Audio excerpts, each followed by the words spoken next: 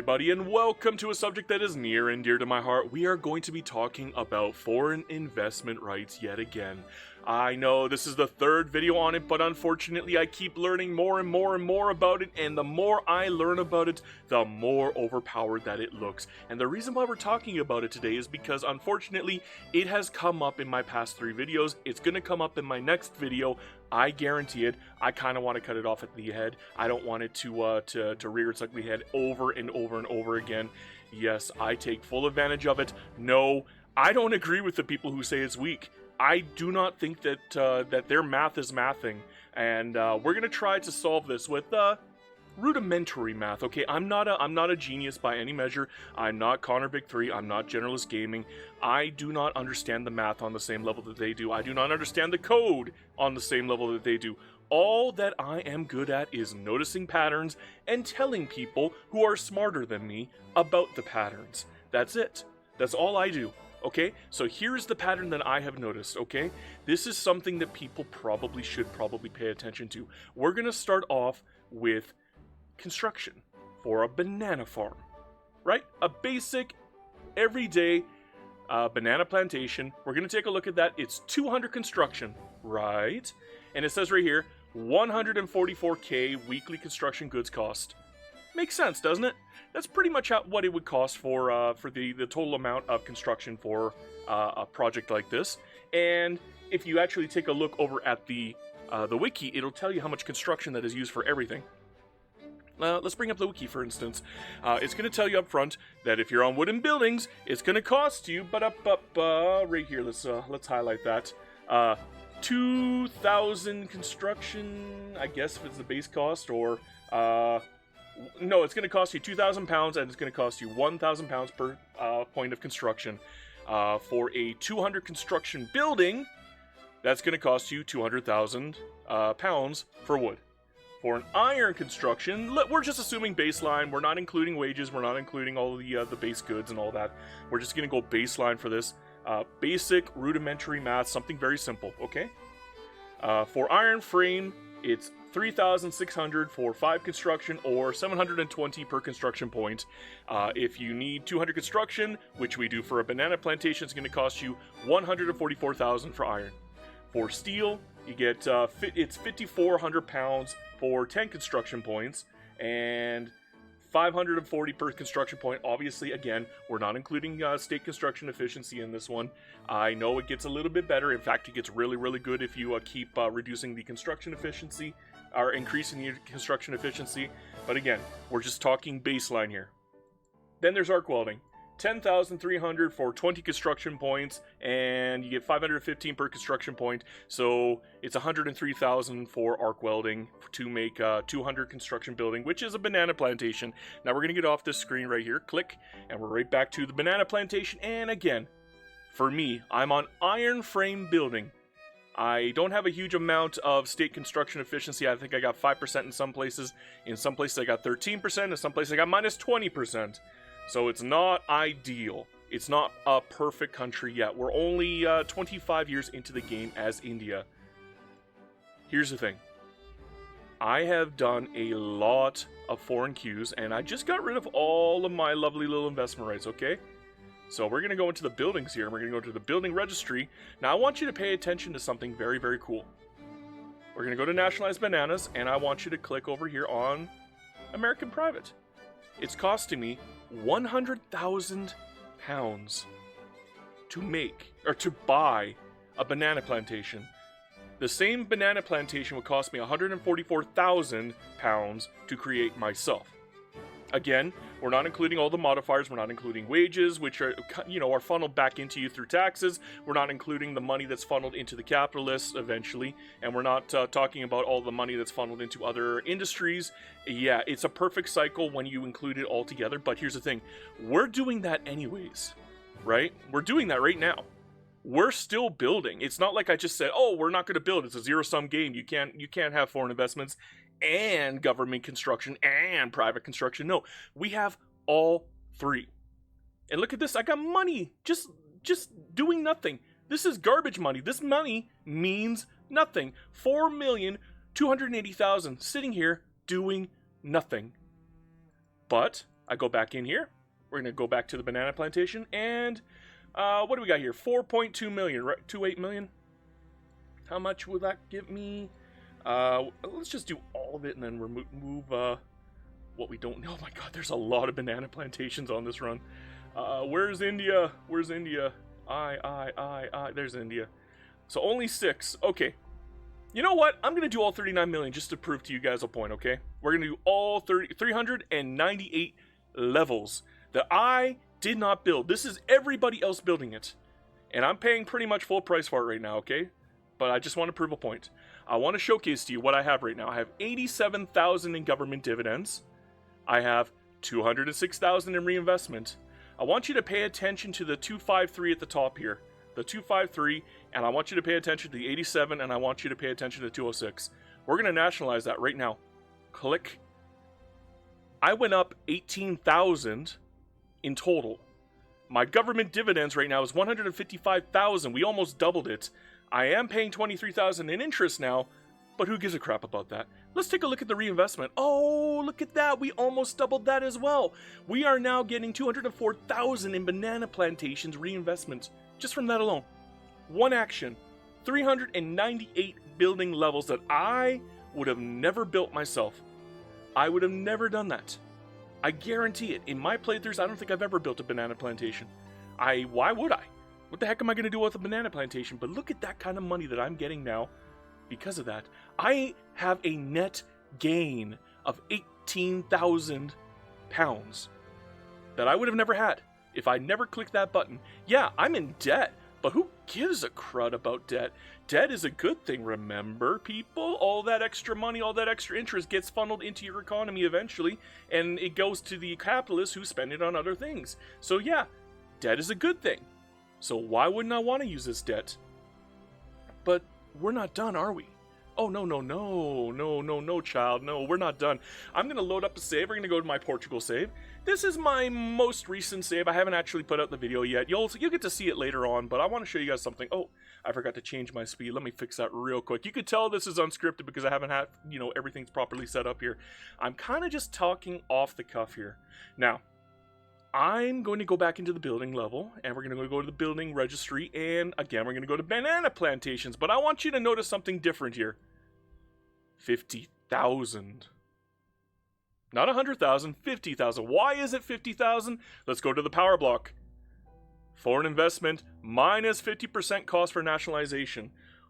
Normally, I would consider this an absolutely horrible mandate, but I have obviously changed my mind.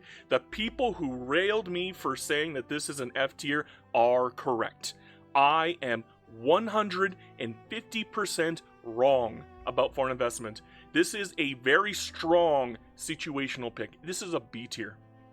It's not an A tier, it's not an S tier, it's not meta by any measure, but if you're going to nationalize through interventionism and not go communist to steal the buildings, by force effectively, this is the right pick.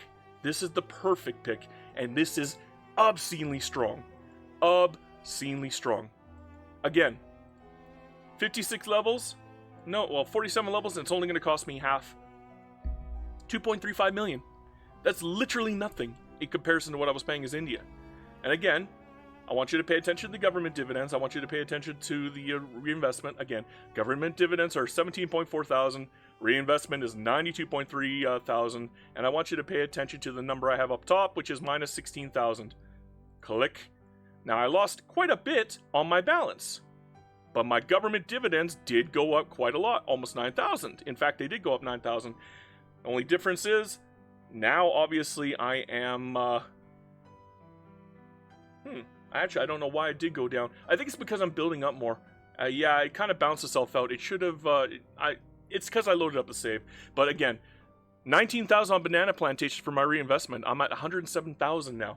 I could probably do the same with another building. Let's go to coffee plantations. Boom. Again, there's a reason why I'm picking these. I'll tell you in a sec, but again, there's a reason why I'm picking these specific buildings, these plantation buildings. 62 levels. Again, I want you to pay attention to these three things. 25,000, 107,000, and minus 26. Now it's back to minus 16, so obviously we're not paying any interest here, so before, when I did the bananas, it was the loaded save balancing itself out after the fact. But yeah, 35,000 for government dividends. We're getting 9,780 for coffee plantations. My reinvestment is looking very beefy now. We're getting another 19.5 thousand on our coffee plantations. Yeah, I'm getting ×1 on my multiplier, but who gives an everlasting gobstopper? It does not matter. Why? Because there's more buildings I can do this with. I could just keep going down the list, and bit by bit by bit, look at that number go up.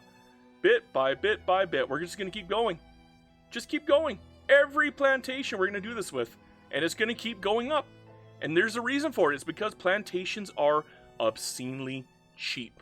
And they are base modifier for, value. Like, they're always valuable. Same with iron mines. Iron mines will probably bring this... Nope, it went the other way, but that's fine. Again, iron mines will become more productive over time. Obviously, I like to pick the productive ones. And ding, fries are done. That one went up nicely. There we go. And what about millet? No, we're not going to do millet. How about opium? Everybody loves a little bit of that. Ding. Oh, it went the other way, but that's fine. It's not always going to work out, but it doesn't matter because we still have a lot more to go through. We got tea plantations, believe it or not. This one's probably going to be really, really good. We're going to check really quick. 41 levels. Ding. Yep, another 3,000. And what about tobacco? This one's going to be exceptional. I'm willing to bet. Boom. We're almost in the positive now. We've pretty much run out of things that we can deal with. I guess maybe we could do sugar.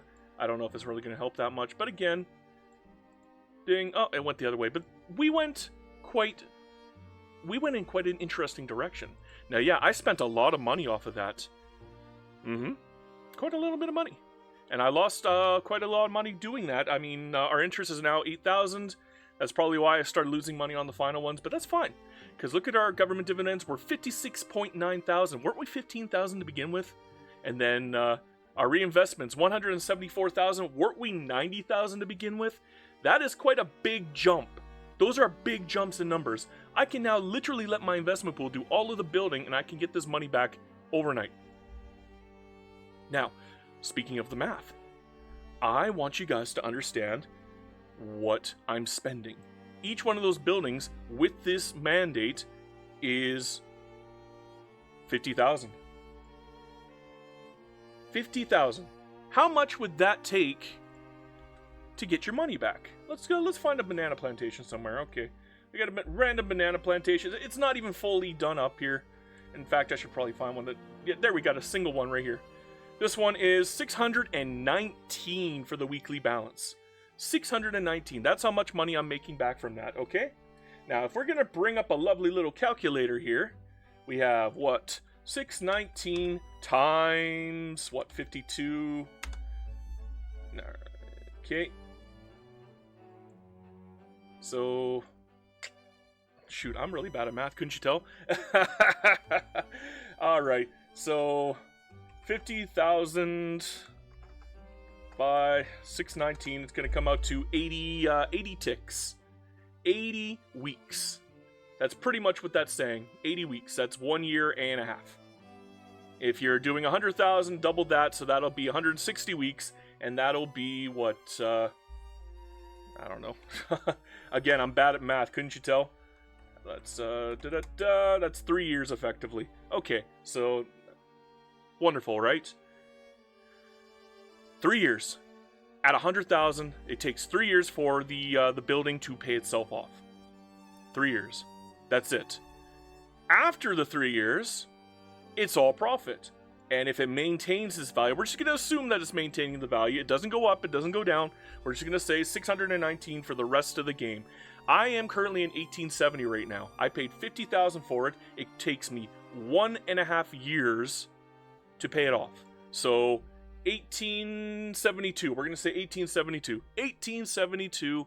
And how many years there's left? We have 63 years pretty much. 63 times 52 times 619. This one building that I purchased that already paid itself off, or only counting after it paid itself off, is going to make me £2,027,844 throughout its entire lifetime. I did 50 buildings in a single shot, didn't I? So times that by 50. That's going to net me 101 million pounds over the lifetime after they pay themselves off, because I paid half price. Even if I didn't pay half price, it would take 3 years to go through. So what is that? 1874. We're just going to say 1874. So 62 years. So 62 times 52 times 619. It's still $1,995,656 per building. And again, we'll times that by 50, and that's $99,782,800. That is bonkers. And I'm still building. Again, people seem to make this argument from a zero-sum fallacy. They don't understand that I'm doing it and. Not and or, not or, and. I have 3 queues going. I have private construction, I have government construction, and I have foreign construction. And look at this. Look at what I'm talking about here. They're building my infrastructure for me. They're doing all of the really annoying crap for me. They're putting it in a single state, pretty much. But I'm fine with that, because that single state is going to be extremely beefy. And yeah, I'm probably going to end up paying a little extra on subsidies, but I'm going to fill that up eventually. Even if it's like plus 1,000 infrastructure, I guarantee at the end of the game, I'm going to be using all of that. And I'd rather they build it than I build it, because they're the ones who are going to lose money, not me.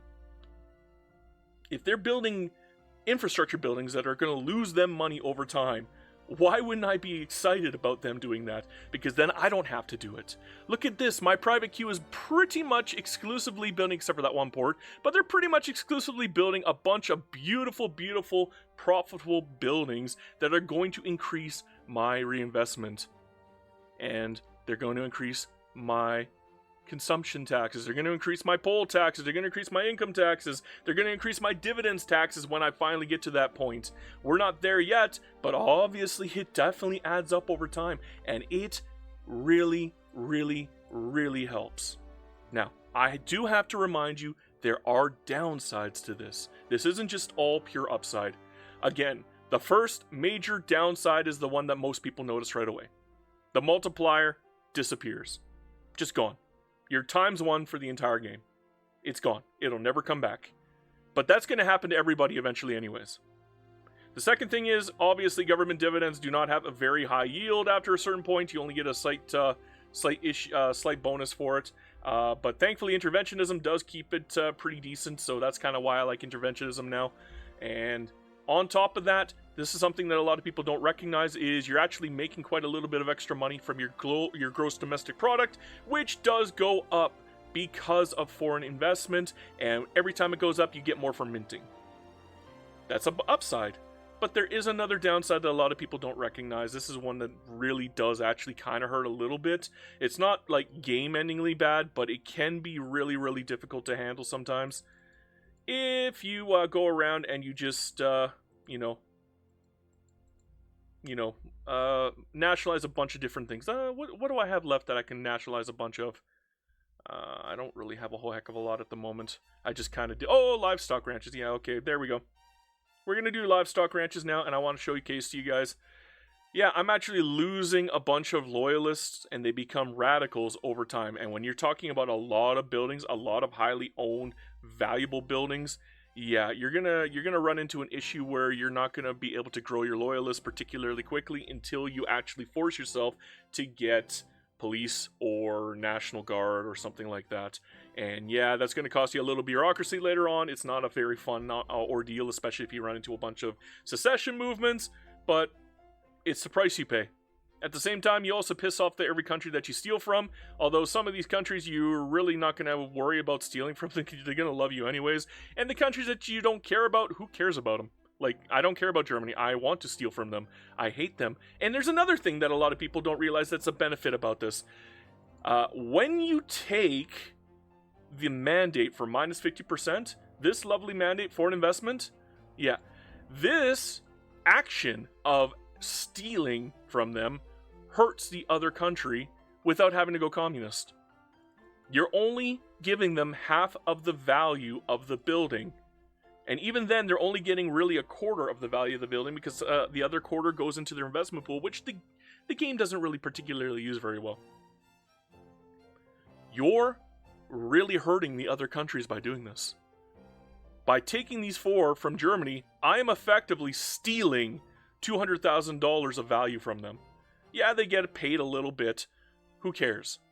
I'm literally, I'm technically stealing $300,000 of value from them. Another $100,000 goes into their investment pool. Congrats, enjoy. Boom, mine now. What are you gonna do about it? You gonna fight me over this? No, you're not. You're gonna literally just accept it. And the best part about staying interventionism and nationalizing continually over time is the fact that you can literally start up other treaties with countries that you literally just nationalize from. I just stole from Uruguay, but look at that. I can get investment rights with them right away. If I went communist, if I went collective, what's it called? Cooperative ownership. If I went cooperative ownership or command economy and I stole everything for free, it would take probably an average of 4 to 6 years before I could start up another foreign investment or another investment rights with Uruguay, who I just stole from, by the way. Yeah, I literally just stole from them, and they're like, hey, let's build in this country again. That's a good idea. That's one of the benefits of interventionism. It really definitely works in this front. And I have 100% fallen in love with this gameplay style. It has made it so that I don't have to micromanage my economy every single step of the way. It has made the games run so much smoother for me just by letting the private investment firms do it, just by letting the foreign investment firms do it. Meanwhile, all that I'm building are government admins, universities. How many universities do I have in this playthrough? I bet you I got quite a bit. Well, not really. Only 43 at the moment. But it is Portugal. We're only 3 years in. But yeah, I just build universities. I build construction sectors. I build government admins, and that's it. That's the only micromanaging I do. I don't even bother to build anything else. And if I want to feed my companies, remember, I just stole all of those lovely little coffee plantations, didn't I? Well, I can very easily feed my companies. Let's just get rid of this. And we'll just give them coffee plantation monopoly. And now they're going to get even beefier as a result of it. Look at that number go up. 223 now. And yeah, they're making more money. And they're still going up. Yay! Keep going! Yay! That is a great way to feed your companies, I'm telling you. And I didn't have to build anything myself. Didn't have to do it myself. Everything was just kind of given to me. And I did it with backwards podunk countries like Ghana. Ghana, this little podunk country, Ghana. Oof, 10.5 or whatever. That is an old save. But yeah, let me showcase to you. This is the beefy country, Ghana. 600 million gross domestic product, and I'm willing to bet you probably don't understand how. Well, I did it by playing with the reinvestment. Yeah, 590,000 doesn't sound like a whole heck of a lot, but that's okay because what I ended up doing is I went to my building registry and I just nationalized everything. I probably could nationalize everything. Should I, just to showcase to you exactly what it does? But normally what I do is I go to the very profitable stuff like the automobile plants, and I do that. And I take them, and yeah, look at that. It went up 39,000 just from that alone. Let's go to the foreign investment ones. Banana plantations are always valuable.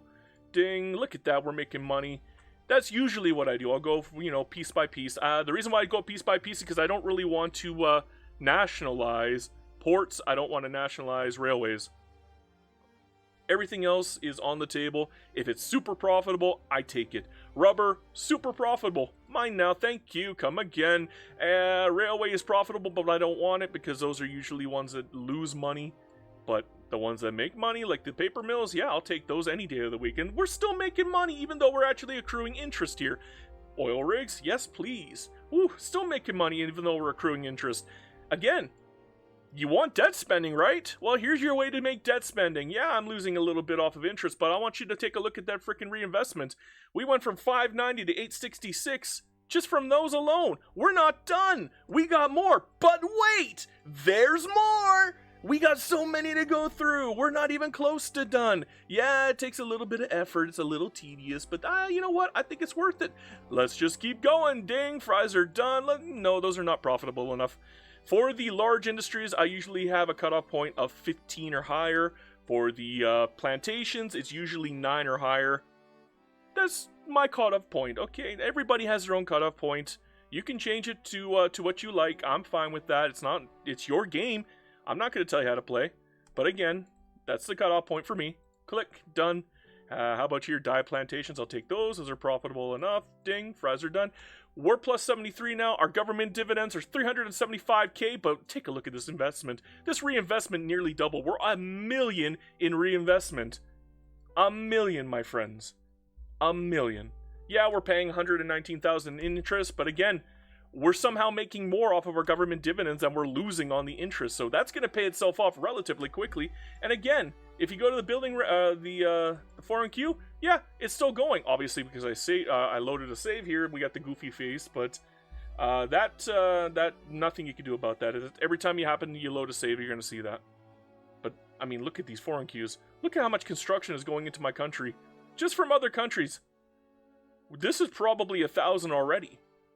1,300, 400, 1,800, 2,000, jeez, 30, 30, 30, 20, 29, 29, 29, 29, you do the math, I'm not counting it.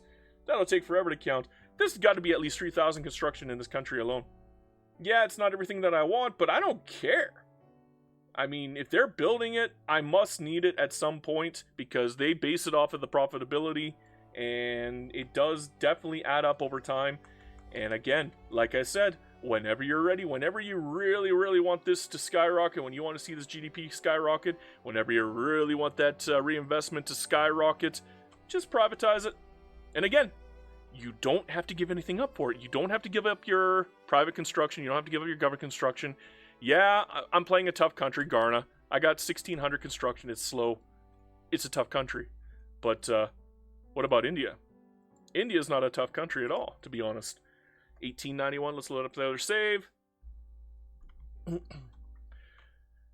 Yeah. Again, I'm doing that with India as well. 8,119 construction by 1891 as India. Take a look at this reinvestment that we got going on here. 3.61 million reinvestment. Take a look at those government dividends. 907,000 government dividends. Obviously, I'm feeding off of tariffs as well. But it's all because of nationalizing. Again, we could probably just go in and steal even more if we wanted to. Probably another 1,000. Yeah. Just, okay, again. This is the junk. This is the junk that's left over. And I'm still willing to bet that it's going to increase my reinvestment more than what I pay on interest. We're at 242 for interest, 907 from government dividends, 3.61 million from reinvestment. Click. Now, I lost on the government dividends. We're only at $1 million here. We ended up going up 100,000 on interest. I only went up 80,000 for government dividends, but 3.82 million on reinvestment. And all I did was nationalize the junk. And by saying the junk, I mean the non-profitable stuff, like railways and ports. Yeah, I'm taking natural losses now, because I took the junk. It happens, but isn't that amazing how much it grows? Like, everything that you need to grow, grows. And again, because we're on interventionism, the government dividends is just gorgeous. It's just gorgeous. You can fund your entire country just off of the government dividends alone. Not even kidding.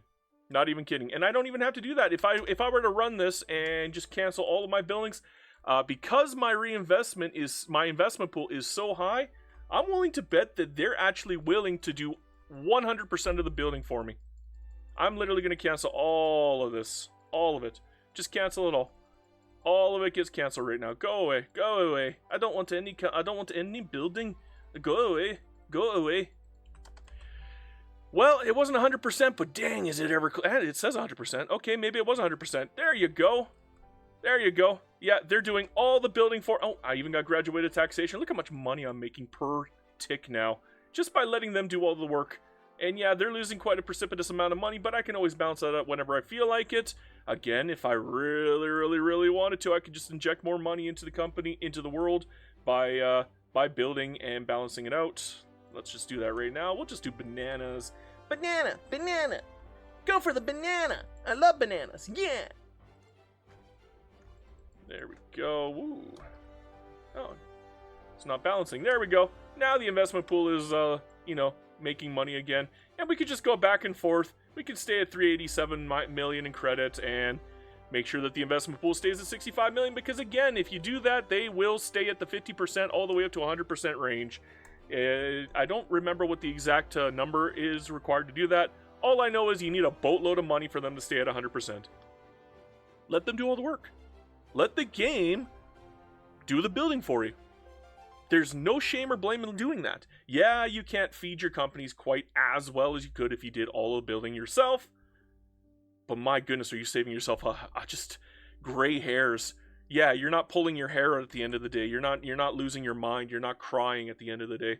And can you argue with these numbers? 1 billion GDP, 1891, 8,000 construction, 1891 is India. It's bonkers numbers. Like, these are crazy, crazy numbers. Look how much population I'm getting per year.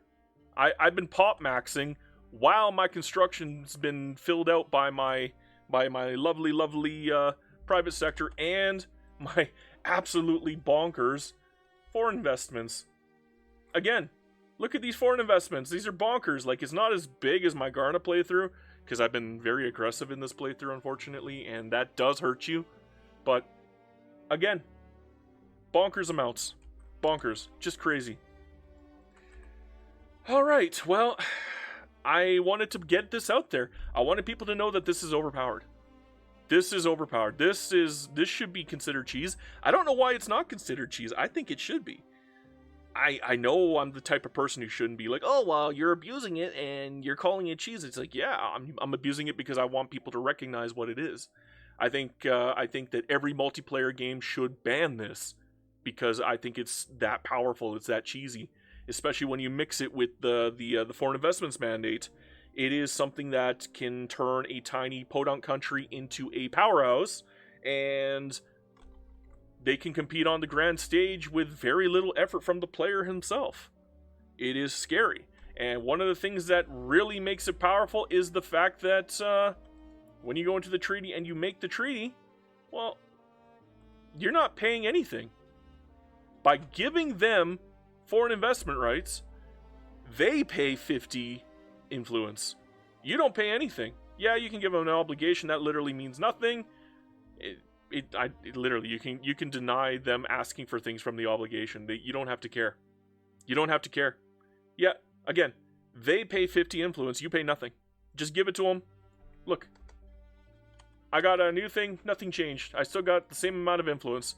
I think what should happen to really balance this out is to limit the number of treaties by making it so that if you offer it, like if you're the one who is offering it to them right now, you should be the one who has to pay the maintenance, not them. If you offer them investment rights, you should pay the maintenance. And by doing that, you will, not severely limit depending on which country you're playing, but some countries only have like 1,000 to play with, and if you give out all 50 of them at the same time, you're going to get not a whole heck of a lot. You get 20 treaties at that point, and that the whole point of this method is to get as many treaties as humanly possible, to get as much construction from as many countries as possible, so that not every country is going to effectively become super duper powerful by making a huge amount of money through you. Again, by nationalizing, you can get your GDP ownership back up, and again, look at that. Prussia's, they're looking really, really strong here. They're getting 40 million off of me. But again, I could steal that from them. But if they were the only major investor in me, that 40 million, that could actually go up really, really, really high really quickly. And they would become very, very powerful just by having a singular foreign investment in you. But because I spread it out among so many different countries, and we got so many different countries who have like 3 million here, 3 million here, 3 million, 2 million, 1 million, 1 million. Like, that's how many countries we got going on here. Yeah, Prussia doesn't look so dangerous now, do they? Yeah, it's too spread out. And again, if they get too big for their britches, you can always just nationalize off of them. Just to nationalize off them, just cancel the treaty, withdraw, done, bye-bye treaty. Go into the filter and steal it. It's going to cost me 417 million, but who cares? Let's see the difference again. 1.02 and 4.02 and 342. Now it's 655, 1.11 and 4.64. So yeah, I'm paying quite a bit in interest, but I made 600,000 on my reinvestment. Again, I can let my reinvestment do all the building for me, and then I could just let my credit, grow back up to about 0, and we'll obviously stay in debt. I mean, debt spending is a good thing. You're funneling money into your country by doing debt spending. You want this money to go to the capitalists, and then they can spread it around into the country. That's a good thing. You want that. Again, you might want to nationalize again later, so maybe you want your debt to grow up again. So all you gotta do is just cancel whatever buildings you're building, and let the lovely reinvestment pool do all the building for you. Again, that's a lot of bananas I was building there. Maybe I should just wait until they're done. We'll just wait until they're done. There we go. It's only 3 weeks. Not a big deal, right? But yeah, once that's all gone, we're going to be in the positive again. And yeah, the investment pool is going to lose a little bit of money, but they got 176 million in the investment pool. I think they could afford to lose a little bit of money. It's not even going to be that much. It was minus 100 or minus 1 million before. Now it's only minus 359,000. That is nothing. Yeah, we're not making as much money. I think we were 700,000 plus before, but now we're only 537 plus before. But that is a big difference. Oh my god, that investment pool is almost balanced out, and they're doing full building. So what I've gotten into the habit of doing is when they get to a positive number here, when I'm literally building nothing, I start making more construction, and that's how I determine whether to grow construction now. Anyhow, what else do I have to say on the subject? This turned into a major ramble. I'm sorry, people. If you're actually listening this far, you guys truly are kings, because I just went on and on and on.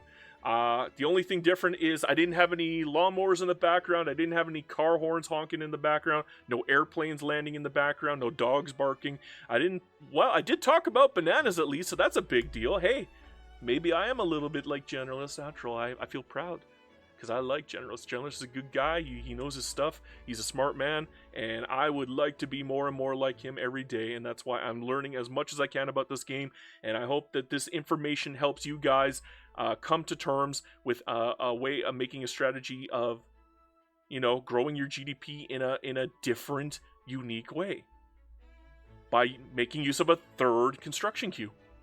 Again, I get private construction, I get government construction, right? I could literally just build a few things at a time and I'll still make money back. And then I got foreign queue construction. Woo! And all of this can just be bought back. And again, if you get the mandate, the minus 50% mandate, and you're staying on interventionism, you can buy it back at half price, and at the same time, you can keep your foreign investments with them. You don't have to wait 3 to 6 years to get your foreign investment back. And sometimes they don't even give it back after the 6-year mark. Sometimes they're really, really antagonized with you, and they will not give you a foreign investment after the fact.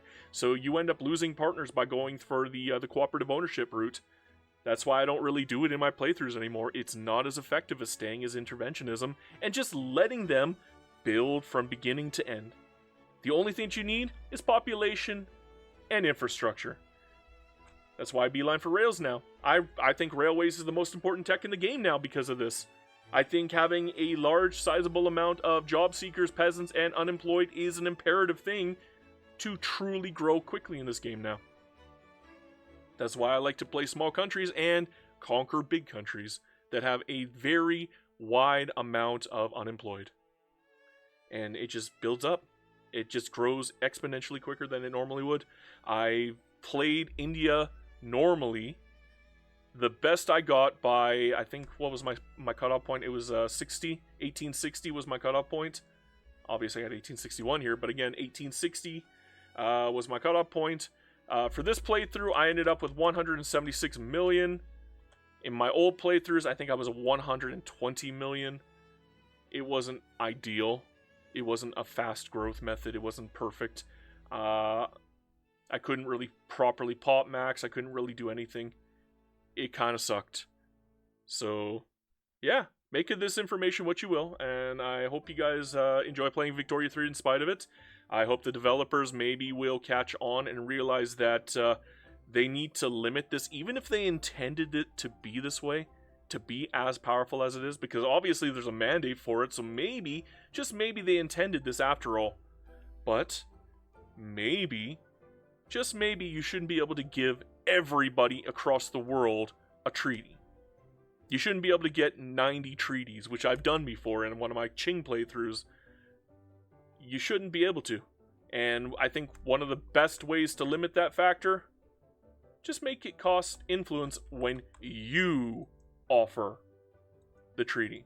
When I go up to you and I say, hey, you want investment rights? Instead of them paying the 50 maintenance, you pay the 50 maintenance. And then you'll go from 90 treaties to at most 20 for most countries at the beginning of the game. I think I have at most 1.55, so that's what, 25 countries? Or no, that's 30 countries. 30 countries.